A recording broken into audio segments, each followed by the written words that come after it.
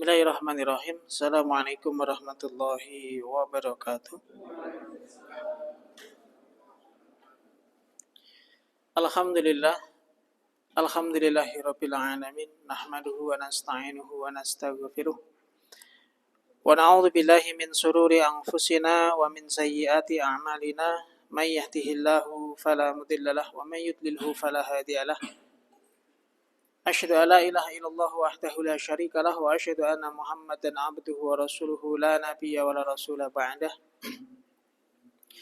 Allahumma shalli wa sallim ala nabiyyina Muhammadin wa ala alihi wa sahbihi wa man tabi'ahum bi ihsanin ila yaumiddin amma ba'du. Qala ta'ala fi kitabihil karim ba'dal a'yadzi billahi minasy syaithanir rajim ya ayyuhalladzina amanu taqullaha haqqa tuqatih wa la tamutunna illa wa antum muslimun. Wa qala rasul man ghada aw raha ilal masajidi fahuwa fi sabilillah. Ma'asyiral muslimin jamaah salat maghrib Masjid Al-Azhar rahimakumullah. Alhamdulillahirabbil alamin. Di malam hari ini Allah Subhanahu wa taala masih memampukan kita untuk menjaga kesuburan iman kita dengan menjalankan salat maghrib secara berjamaah. Kemudian menjaga dan meningkatkan iman kita dengan ilmu, sehingga Allah Subhanahu wa taala meringankan kita untuk menghadiri majelis ilmu di sore hari ini. Semoga Allah Subhanahu wa taala menjadikan ilmu yang kita pelajari menjadi ilmu yang bermanfaat, baik untuk kehidupan kita di dunia maupun kehidupan kita di akhirat. Allahumma inna nas'aluka ilman nafi'a wa rizqan wasi'a wa amalan mutaqabbala.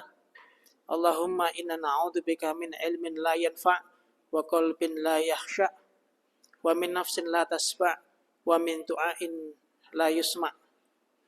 Ya Allah, kami berlindung kepadamu dari ilmu yang tidak bermanfaat, dari hawa nafsu yang tidak terpuaskan, dan dari doa yang tidak didengar, tidak diijabahi. Doa yang pernah diajarkan oleh Rasulullah SAW memberikan kesadaran kepada kita bahwa ternyata ada orang-orang yang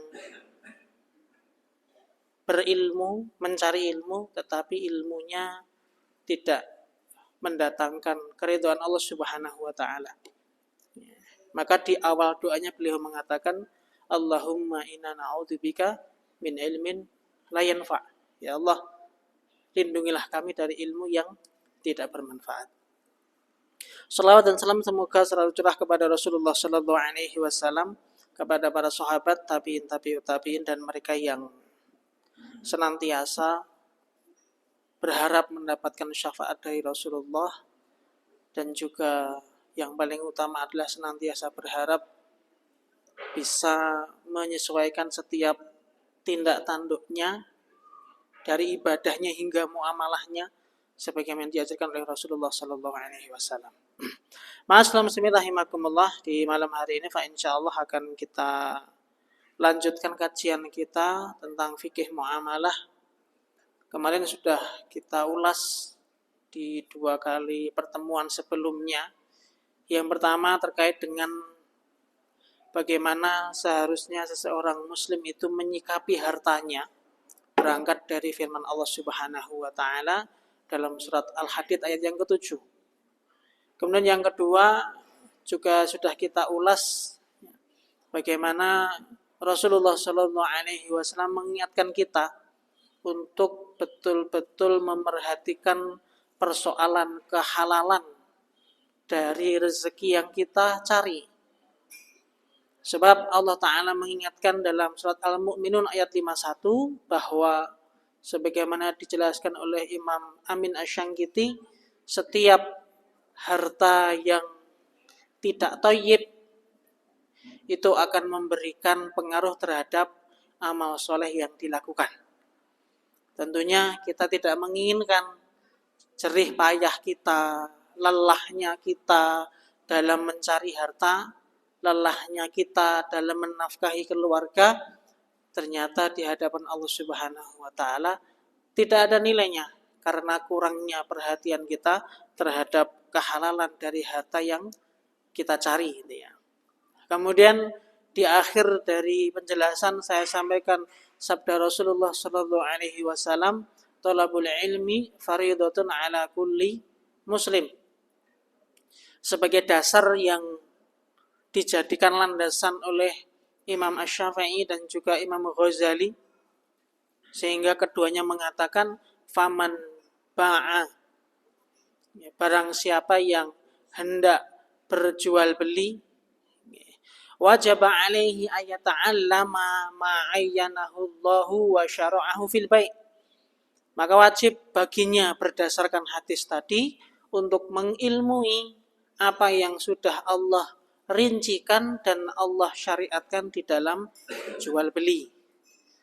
Nah, kemarin kita coba analogikan pada persoalan yang lain, sehingga kalau ada orang misalkan ingin berbisnis, maka harusnya dia mengetahui dalam bisnis yang hendak dia geluti itu kira-kira persoalan fikih apa yang harus dia pahami. Ketika seseorang ingin menggeluti sebuah profesi, maka harusnya dia mengetahui dalam profesi yang dia geluti itu persoalan fikih muamalah apa yang harus dia pahami. Maka jangan hanya kita menuntut anak kita untuk mendapatkan juara satu dengan nilai yang tinggi, tetapi kita juga harus memerhatikan persoalan keberkahan ilmu dan kejujuran dia di dalam mencari ilmu, serta hal-hal yang mengikuti dari profesi yang hendak dia geluti. Punika menjadi bagian dari tanggung jawab orang tua. Rasulullah Shallallahu Alaihi Wasallam bersabda, "Kullu mauludin yuladu 'alal fitrah," bahwa setiap anak itu dilahirkan dalam kondisi fitrah. Fa abawahu yuhawidanihi, maka kedua orang tuanya lah yang menjadikan dia menjadi Yahudi. Ayumat jisanihi, atau menjadikannya Majusi, ayunassironihi, atau menjadikannya sebagai Nasrani. Para ulama sebagaimana Syekh Al-Munajjid mengatakan, hadis ini memberikan satu pengertian. Ternyata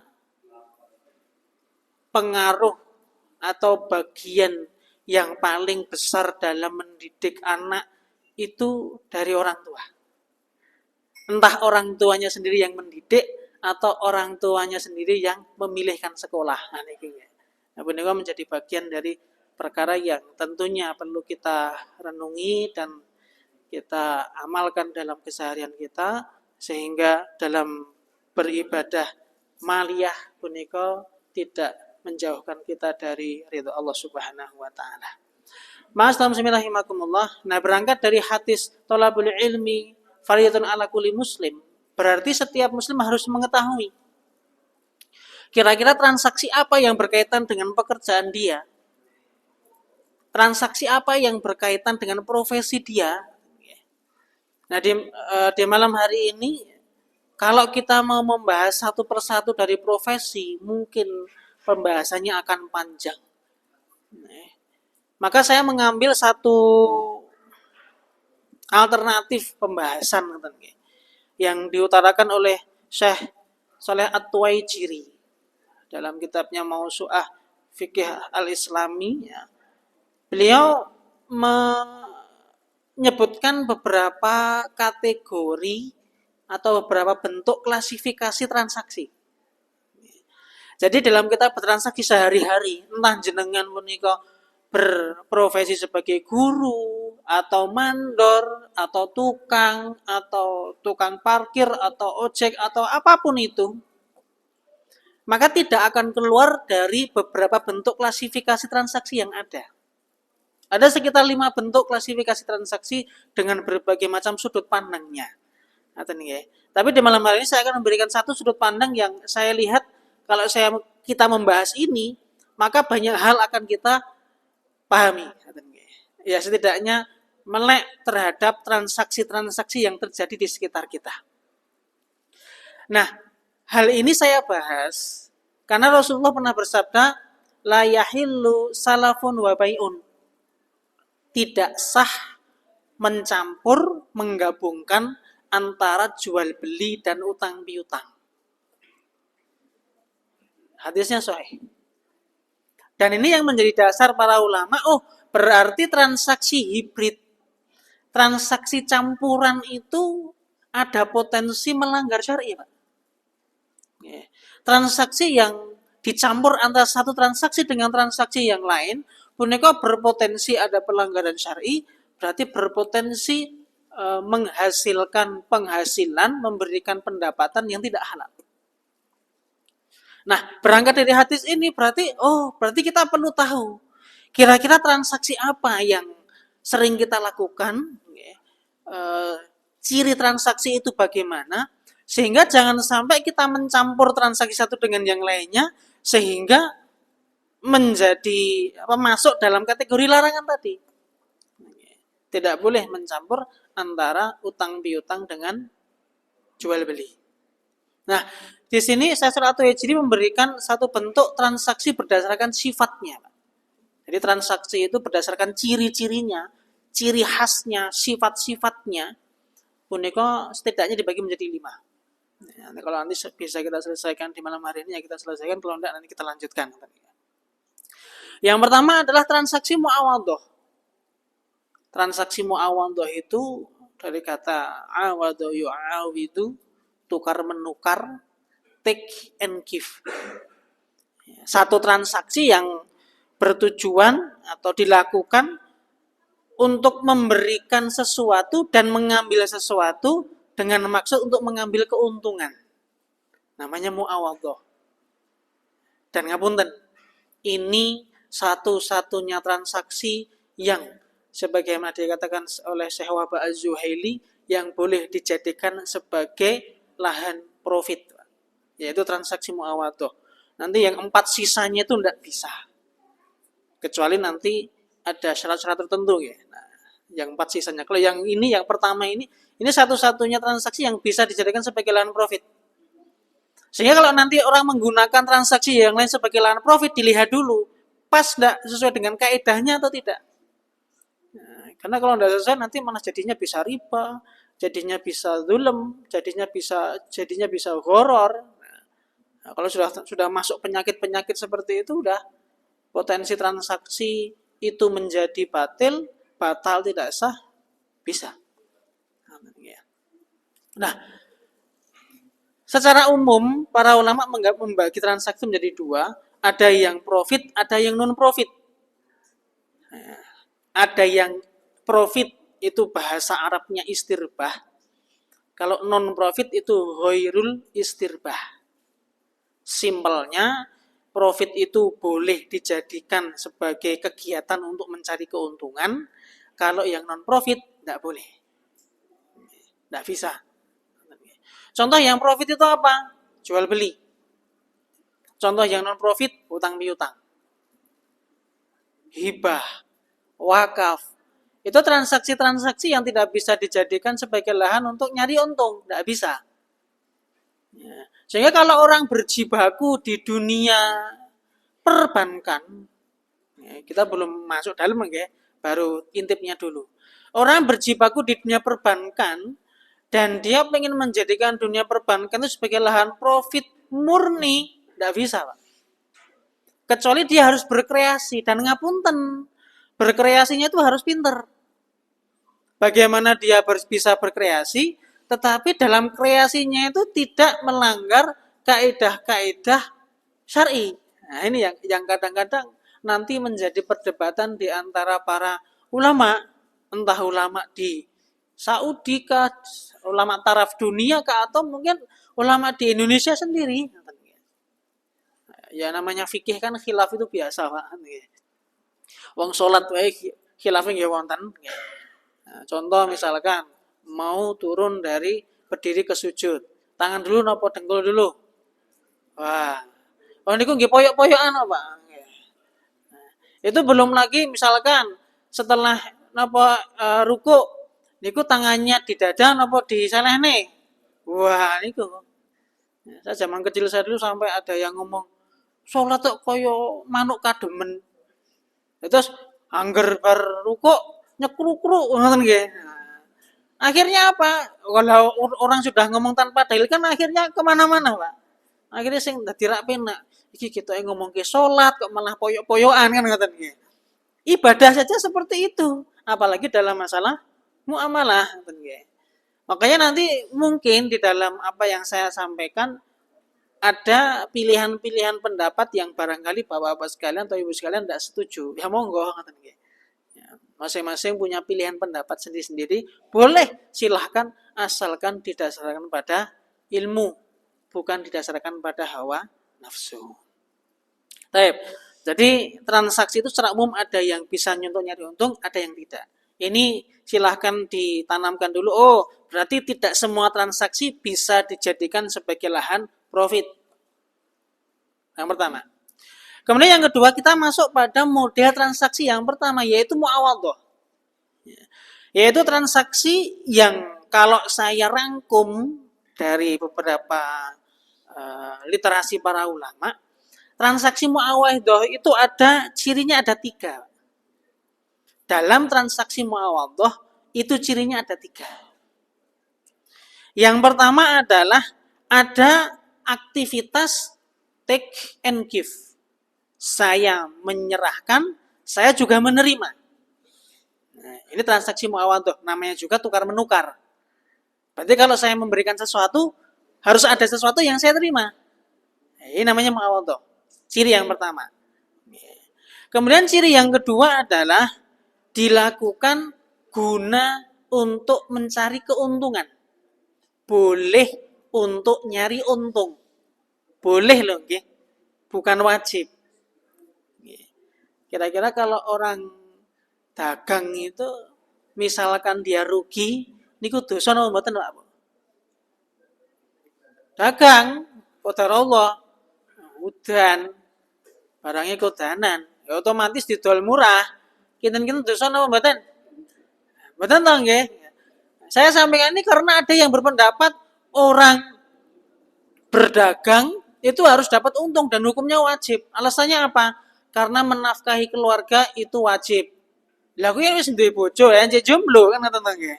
Nah, jadi nyari untung dalam transaksi muawadhah itu boleh. Silahkan. Diperbolehkan, mubah hukumnya. Kemudian yang ketiga, syaratnya adalah jelas. Harus jelas. Yang pertama, ada kegiatan memberi dan menerima. Yang kedua, boleh untuk nyari untung, dan yang ketiga adalah jelas. Ini ciri-cirinya. Nah, sekarang coba kita lihat ya, kita lihat di contoh-contohnya. Di antara transaksi muawadhah itu yang pertama adalah jual beli. Yang pertama adalah dalam jual beli, ciri yang harus ada kegiatan memberi dan menerima. Orang yang jual menyerahkan barang, menerima uang. Orang yang membeli menyerahkan uang, menerima barang. Lah kalau misalkan nyamas tukunan piro, wis rasah bayar. Niku jual beli napa mboten? Bukan, Pak. Meskipun nanti ada notanya. Wis Mas gawonen wae. Nah, maka kalau ada orang yang dia diamanahi untuk melakukan transaksi jual beli, ketika dia menjual ternyata ada orang yang dia kenal, mbuh ustate, mbuh koncone, mbuh tanggane, mbuh sedulure, wis gawonen wae Mas, rasah bayar. Lah kuwi tokone sapa? Kan ngoten nggih. Ya kalau itu tokonya dia ya silahkan. Lah kalau bukan tokonya dia, berarti dia menyelisih amanah. Wong Anda amanahnya itu untuk bertransaksi jual beli kok. Bukan bertransaksi menjual tanpa dibeli ngoten nggih. Nah, berarti kalau ada orang mengatakan, wes Mas gitu kunen, lah piro bayare? Wes gawonen wae. Itu namanya bukan jual beli. Nanti masuknya ke hibah, sedekah, atau mungkin wakaf. Nah, sudah beda lagi, Pak. Sudah bukan transaksi muawadhah lagi, bukan transaksi jual beli lagi. Kemudian yang kedua, boleh untuk nyari untung. Kulaan barang dari pasar nonongan mungkin per piece-nya harganya misalkan 30.000. Dia jual menjadi 40 atau 50. atau 100 bahkan, monggo boleh. Silahkan. Tapi ketika melihat ada yang membeli itu, masa kiman ki bae ketoke butuh tenan ki, wis tak kei rego murah wae. Dari harga 30 wis pun Mbah mang beto mawon, mboten pinten niki. Nggih mun sedoso mawon 10.000. Dia merugikan diri 20.000. Boleh apa tidak? Boleh. Dan ini masih disebut dengan jual beli juga. Masih disebut dengan jual beli. Entah nanti namanya diskon atau mungkin istilah yang lain lah katanya. Itu masih jual beli, boleh. Nyari untung juga boleh. Nah kadang-kadang yang jadi pertanyaan lah, boleh nyari untungnya berapa besar? Harganya 30 Pak. Ya, ngedolnya 1.000. Nah, kinten kayak apa mboten? Boleh, boleh Pak. Kados napa ngeten niki? Ngeten niki teng warung pinten? 3.000. 3.000. Lah menawi jenengan tumbas teng kapal pinten? Nah, utawi tenggen napa Solo Zoo. Nah, Solo Zoo niku kan dilarang bawa makanan masuk niku ya. Nah, es krim sing biasanya ning jaba gur 3.000 padha bentuke dipadake fotone. Lah kok ning kene kok 10.000 ngoten nggih. Ya boleh-boleh saja. Diperbolehkan. Sebab ngapunten, jenengan padosi teng pundi kemawon di hadis ataupun di ayat ndak ada hadis ataupun ayat yang membatasi berapa banyak keuntungan yang boleh didapatkan. Tidak ada. Maka dalam mencari batasan keuntungan pun ini para ulama tidak ada batasan. Secara umum secara umum tidak ada batasan, tapi yang pasti adalah tidak boleh di dalamnya mengandung penipuan. Ya. Dari yang selama ini saya pelajari, hanya mazhab Maliki yang memberikan batasan 30%. Pak. Dalilnya apa? As-sulus was-sulusu kasir. Nah, ada seseorang yang bertanya kepada Rasulullah SAW, boleh enggak saya ngasih wasiat lebih dari 30%, sepertiga? Enggak boleh. Sepertiga itu sudah banyak. Ini mengambil dalil dari permasalahan wasiat, ya, kemudian ditarik di dalam persoalan jual beli. Ya, monggo, kalau mau menggunakan kaidah itu boleh. Ini adalah pendapat dari para ulama mazhab Maliki. Tapi yang pasti, entah Malikiyah ataupun jumhur ulama, silahkan mengambil keuntungan berapapun, asalkan satu, di dalamnya tidak mengandung penipuan. Contoh misalkan, musim duren. Wah, pelatih BG itu Solo ya berarti. Minggir, Pak, niki saya Pak paling murah Solo. Murah dan enak, enggak ada yang sama kayak ini. Padahal sing dodol ora tau nyambangi sing liyane, Pak. Dia ndak pernah cek harga di tempat yang lain. Dia ndak pernah ngerasakan duriannya orang lain. Tapi dia berani mengklaim bahwa duriannya ini adalah yang paling murah dan enak. Barang sing tuku pindah nggon, murah kene. Kono 100.000 kene gur 20.000 gek gedene luwih gede kene enak kene misalkan ngaten. Nah, para ulama menamainya dengan bai'ul mustarsil. Jual beli orang yang tidak tahu harga. Gandeng nembe pindah teng Solo, kok yang pengen nasake napa duren Solo kok yang ngopo to rasane ngoten nggih. Kok Allah kayak rego 100.000 murah iki. Nang kono mungkin luweh ngoten nggih. Ternyata kapusan. Lah, seperti ini memang margin harga itu tidak ada batasannya. Tapi kalau dia memberikan iming-iming yang palsu kepada pembeli, maka ini masuk dalam kategori penipuan. Dan keuntungan yang didapatkan tidak sah. Tidak berkah. Apakah transaksinya sah? Sah, Pak. Transaksinya sah tapi tidak berkah. Contoh yang lain misalkan kayak di Shopee itu Pak. Kayak mohon ya. Harganya 200 dicorek. Jadi 150. Saya tidak mengatakan bahwa yang semua seperti itu berarti bohong mboten dong ya. Tapi aktivitas ngasih harga kemudian dicorek menjadi 150 ini berpotensi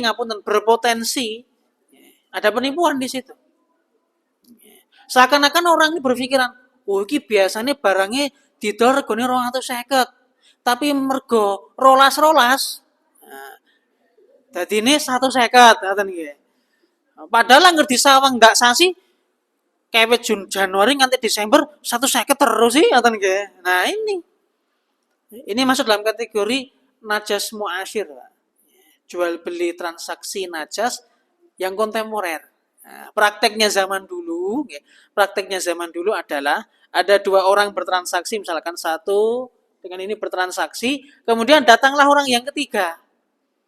Nah, orang yang ketiga ini tidak ada maksud untuk membeli, nggak ada maksud untuk membeli, tapi ketika nopo, ketika terjadi tawar menawar, orang yang ketiga ini ngomong, walah, yang barang kaya ngono didol 1.000 aku gelem, Akhirnya calon pembeli pun kok gak ada pemanggih, punya pemikiran, wong gue gelem 1.000 berarti murah iki, yang diregani 80.000, Pak tak borong kabeh. Nah, ngantulnya rego, Pak. Zaman tahun 90 80 90-an ya. Kata ngoten niku ta ya. Film-film Indonesia ngoten niku kata ta nggih. Atau misalkan ngapunten apa namanya? Ngundang yo ning warungku gen ketok rame. Nah, dia tujuan mengundang temennya ke apa namanya? Ke warungnya biar kelihatan rame sehingga orang berpikiran, "Oh, ini berarti akeh pelanggane iki." Kalau dia ada niatan seperti itu, bisa masuk dalam kategori najas. Transaksinya sah. Transaksinya sah. Tapi haram. Nah, kan rada aneh tuh.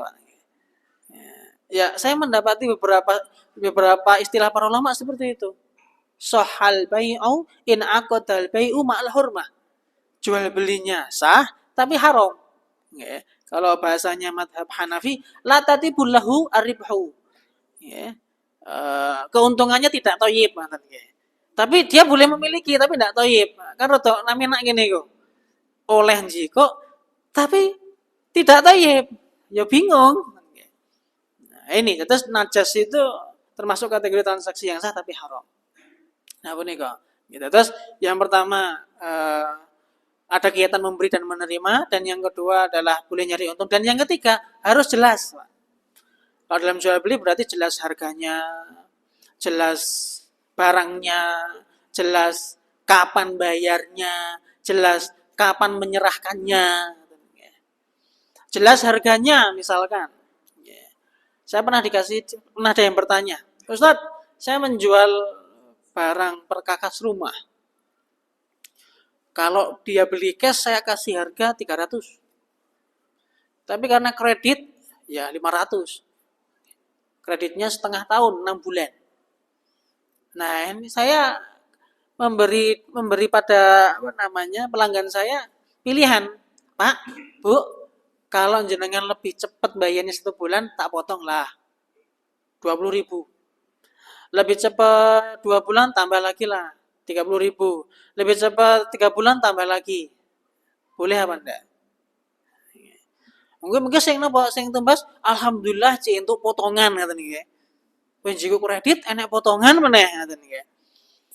Nah, ini seakan-akan penjual memberikan keleluasaan kepada pembeli untuk bayar. Yang nanti kalau lebih cepat bayarnya maka akan ada potongan harga. Ya, kalau yakin niku pembeli ini reman, Pak. Karena memang taktik marketing dari penjual semacam-macam. Pokoknya sing kreatif piye carane sing tuku akeh seneng ngoten nggih. Nah, ngoten niku termasuk dalam kategori ndak jelas harganya. Sebab menapa? Ada harga cash 300, harga 6 bulan 500, harga lebih cepat 1 bulan potong 20.000, harga lebih cepat 2 bulan tambah potong 30.000, harga lebih cepat 3 bulan. Akhirnya apa? Satu barang harganya ada 5, Pak. Cash 6 bulan, lebih cepat 1 bulan, lebih cepat 2 bulan, lebih cepat 3 bulan. Satu barang tapi harganya 5.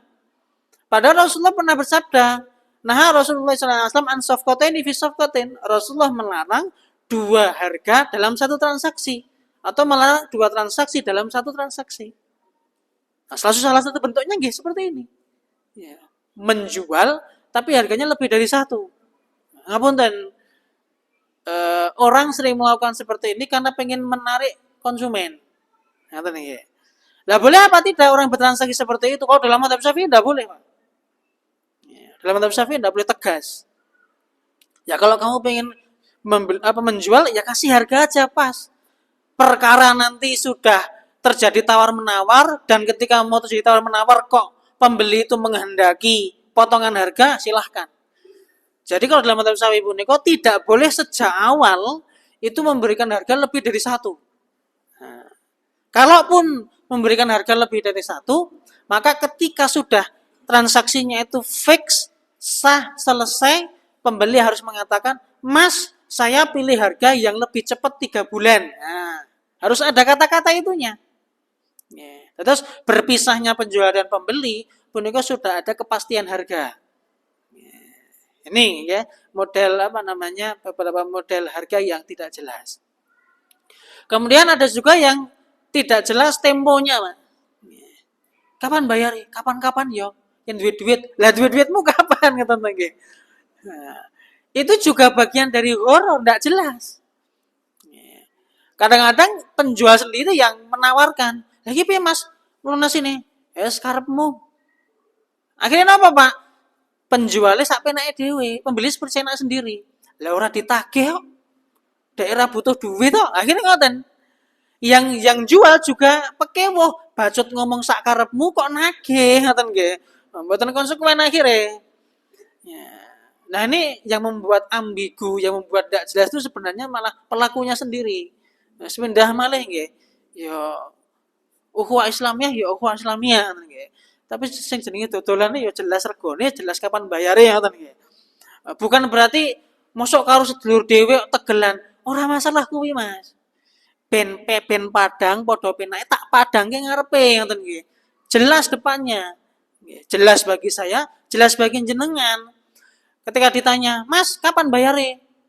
Wis jatuh tempo lho.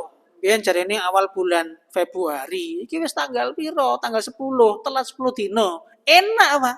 Ngomong nagih itu enak ngoten nggih.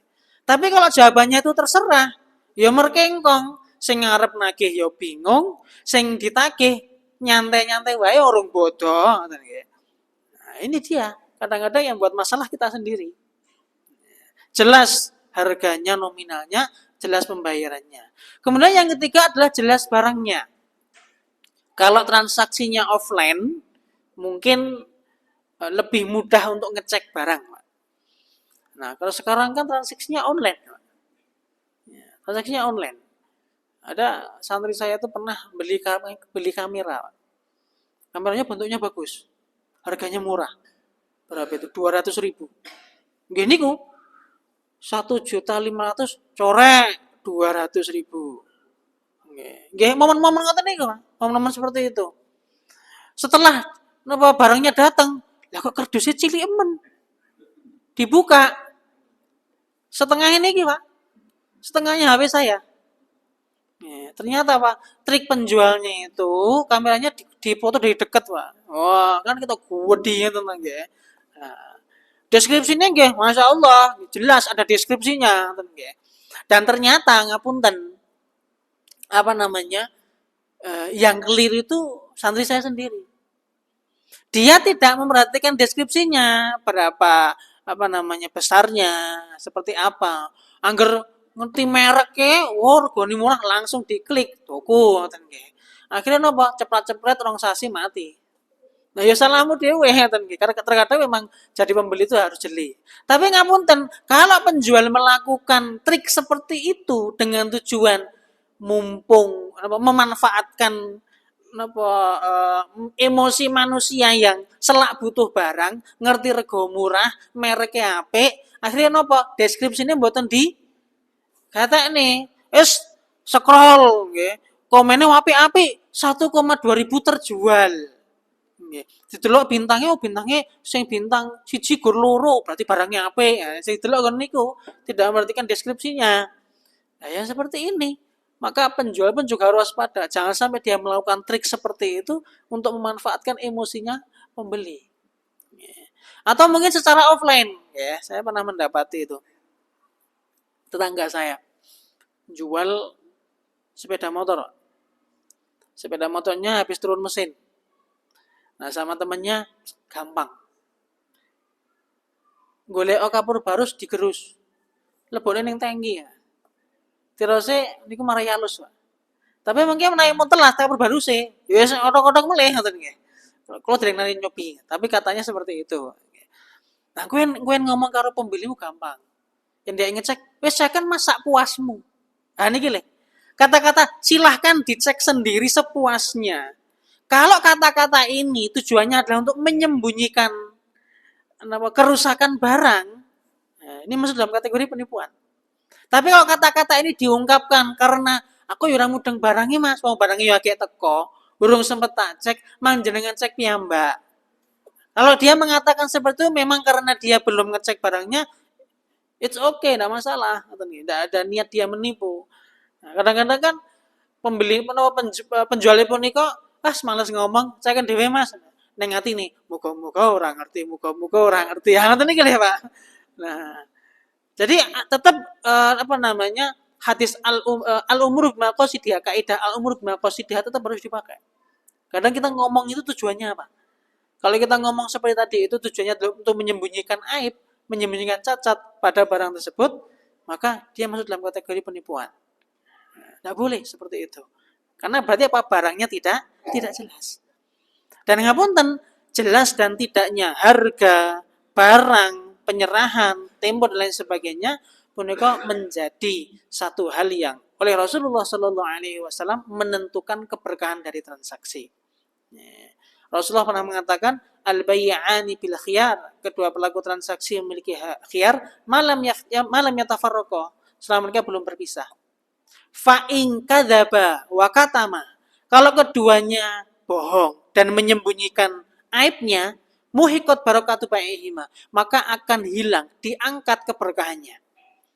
Wa in sadaqa wa bayyana, tapi kalau keduanya itu jujur dan menjelaskan barang itu apa adanya, maka keberkahan akan diberikan kepada transaksi yang mereka lakukan. Nah, punika ciri-ciri dari transaksi yang pertama yang muawadhah, yaitu yang pertama adalah jelas, kemudian untung, dan yang ketiga adalah ada kegiatan memberi dan juga menerima. Contohnya jual beli, kemudian sewa menyewa. Sewa menyewa nih kadang tarifnya berapa? Kalau konco dhewe gampang lah. Lah gampangnya piro ngoten nggih. Sepeda motor pinten Pak setinten? Teng mriki. Kalau teng Ponorogo Kolomben satu harinya 75.000. Itu kalau sekitaran Ponorogo. Kalau keluar Ponorogo satu harinya 100 sampai 150. Misalkan teng mriko dibeto teng Solo nanti 150. Lah ya ganti karo kanca dhewe gampang lah. Lah gampangnya piro ngoten nggih. Nyah, lah kok gur 50. Lah jare gampang. Akhirnya kan ngoten. Termasuk ngapunten pulsa, Pak. Isene ya, piro 50. Piro? Lah biasane piro? Lah piro biasane ngoten nggih. Barang diisinya gur 50.000 ngoten nggih. Ajeng ngomong gur 50.000 kok ya pekewo. Masuk karo kanca dhewe njaluk bati 500 rupiah ngoten nggih. Tapi yang tak jaluk kok ya nemen-men kok dadi kebiasaan nggih. Ya salahmu sendiri. Maka kalau misalkan mau ditanya berapa harganya ngomong aja.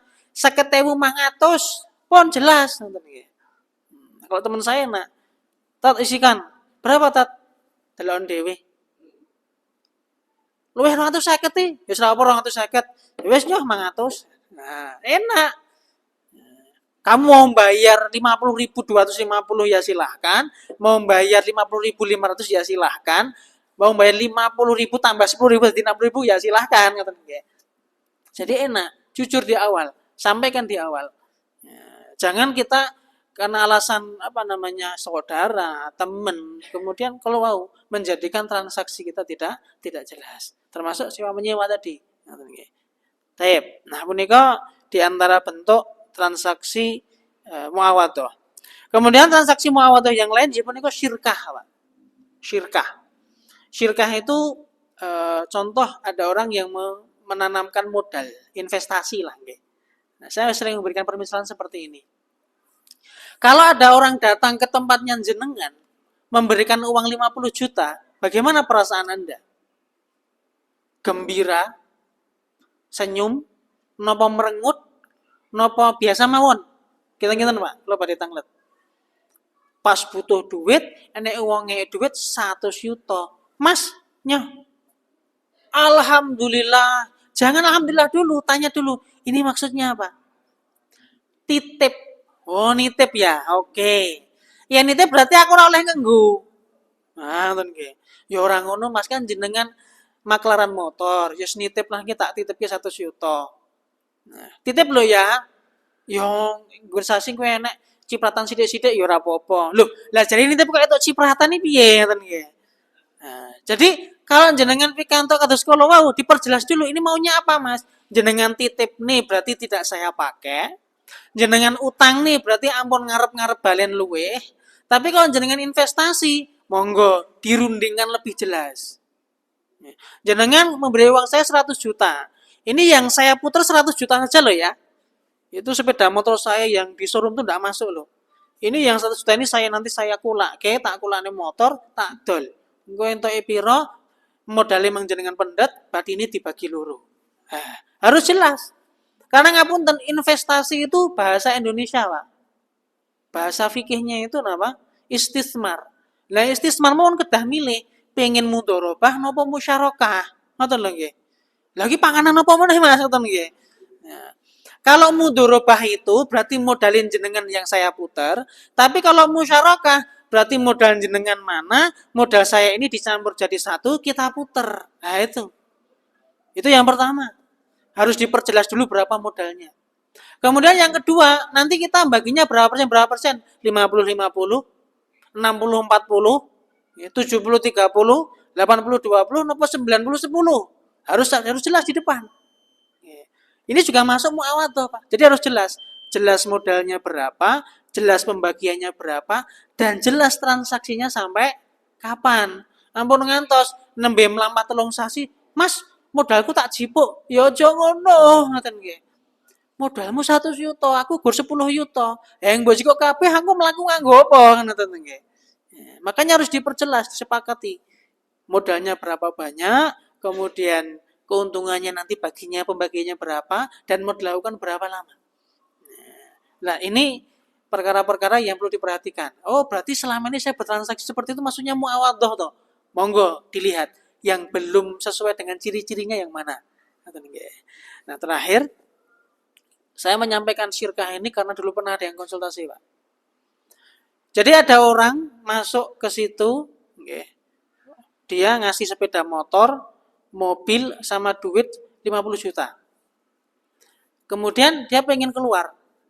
Nah, apakah 50 jutanya sama sepeda motornya dengan mobilnya dikembalikan semua? Padahal mau melampah sekitar mungkin 3-4 tahun. Lah kalau uangnya mungkin 50 juta dirodo member. Lah mobil mbok baleke wis bobrok koyo mbok balekne ngoten nggih. Nah, maka ketika dia modalnya berupa barang itu harus dihargai pada saat diserahkan tuh harganya berapa. Oh, iki 50 juta Mas, mobilin jenengan payune gur 30, berarti 80 juta. Motornya payune gur 5 juta, berarti berapa? 50 tambah 30 tambah 5 juta, berarti 85. Oh, berarti totalin jenengan modalnya 85 juta. Sehingga nanti ketika di akhir transaksi modal yang dikembalikan harusnya 85. Sisanya itu adalah keuntungan. Niki napa pembagian secara mudahnya ngoten nggih. Tapi menawi mlebet mungkin jelimet Pak. Kalau sudah masuk ke dalam itu jelimet, tapi secara mudahnya seperti itu. Nah, kadang-kadang yang menjadikan orang itu cekcok tadi, di awal tidak diperjelas modalnya, akhirnya ketika di akhir bingung dewe. Nah, waktu itu saya ngomong, ngapunten Pak, jenengan memulai transaksinya tidak sesuai syar'i. Lah kalau mau diselesaikan secara syar'i itu bingung kok. Saya bingung mau menyelesaikannya. Karena awalnya saya sudah nggak benar. Nah ya akhirnya kemudian ya monggo silakan panggil orangnya dirundingkan. Gimana enaknya? Nanti kita pakai akad yang namanya as-sulhu. Mas bismillahirrahmanirrahim. Makatan ternyata baru transaksi yang pertama yaitu transaksi muawadhah. Semoga bisa sedikit memberikan pencerahan. Sebenarnya ini hanya stimulan nggih. Saya menyampaikan secara umum supaya kita menyadari kira-kira transaksi selama ini yang saya lakukan masuk yang kategori muawadhah enggak ya? Sesuai dengan ciri-cirinya apa enggak? Makatan atur kula Mungkin 1 atau 2 pertanyaan mawon kalau ada. Yen mboten wonten mboten napa-napa, Pak. Cekap nggih. Tapi makaten mugi-mugi saged dipun pahami lan mugi intinipun punika sebenarnya saya sampaikan untuk memberikan stimulan kepada kita, kesadaran bagi kita ternyata bagaimana sebenarnya transaksi yang selama ini kita lakukan. Kalau memang belum benar monggo lebih kencang lagi ngajinya, berharap oh nggih monggo.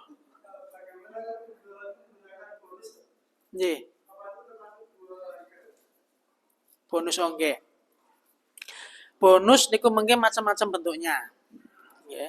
Ada yang modelnya misalkan ini barang nggih templeke odol ditempeleki kalih sabun, napa ditempeleki kalih sikat ngoten nggih. Boleh apa enggak? Kalau harganya jelas boleh. Harganya jelas boleh. Meskipun dipikir-pikir yo janjane kaceke gur 1000 2000, tapi kan jenengan tahu.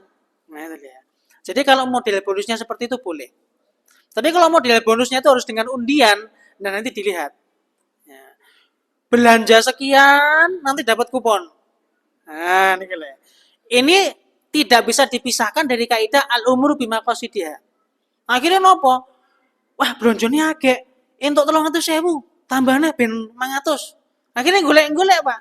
Barang yang seharusnya tidak butuh dibeli. Nah, karena apa? Tujuannya gen entuk kupon. Nah, ini gile. Nah, itu. Jadi kalau bonusnya itu modelnya kayak ditempelkan itu boleh. Nah, atau kalau bonusnya itu modelnya misalkan setiap pembelian sekian nanti akan mendapatkan hadiah sekian, itu boleh. Selama ya, dia tidak ada harapan untuk mendapatkan tadi belanja yang seharusnya tidak beli, dibeli kan itu, nah itu tidak boleh. Nah, secara hukum fikihnya para ulama menyebutnya dia lagun. Dia memasukkan kategori orang yang bertransaksi seperti itu melakukan perbuatan yang sia-sia. Kenapa? Yang janjane ora butuh barangnya, tapi gur mergo nguyak bonus ngoten nggih. Akhire piye carane gen entuk akeh entek akeh engko akeh entuk bonuse ngoten. Nah, kalau ini agak ringan. Nah, tapi kan yang berat itu adalah dia membeli biar mendapatkan kupon ini, Pak. Nah, itu para ulama masuknya dalam kategori kimar, judi. Ya, karena apa? Dia punya tujuan lain dari belanjanya. Makatan. Terus bonus yang selama ini saya dapati modelnya seperti itu. Nah, kecuali nanti jenengan punya contoh yang lain, nah insya Allah nanti bisa kita bincangkan di pertemuan berikutnya. Tapi demikian kita akhiri dengan doa kafaratul majlis. Subhanakallahumma bihamdika asyhadu an la ilaha illa anta astaghfiruka wa atubu ilaik. Aku walakum assalamualaikum warahmatullahi wabarakatuh.